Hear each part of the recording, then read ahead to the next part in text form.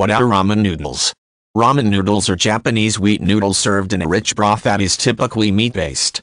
In Japan, ramen is commonly available at an assortment of establishments ranging from small noodle stalls to bigger sit-down restaurants. Outside of Japan, consumers are often more familiar with the ramen brand of instant noodles developed by Momofuku Ando in 1958 for Nissin Foods.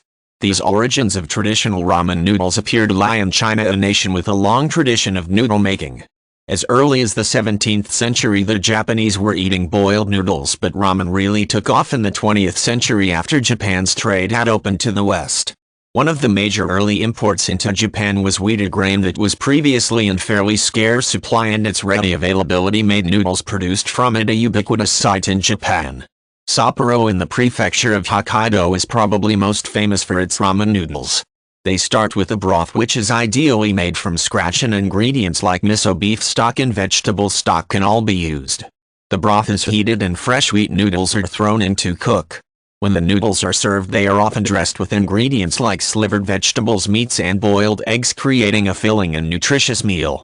This traditional noodle soup can feature a variety of ingredients depending on the region of Japan, and some cooks become masters at the art of noodle preparation, turning ramen noodles into a gourmet dish.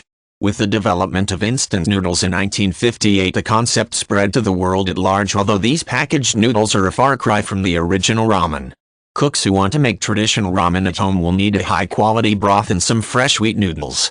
Many Chinese markets carry fresh noodles, and consumers may also be able to find them in the Asian foods section at regular grocery stores if the store carries ethnic foods.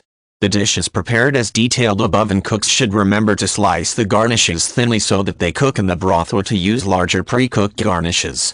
Some garnish ideas include sliced cooked meat, green onions, carrots, beans, sprouts, mushrooms, and leafy greens.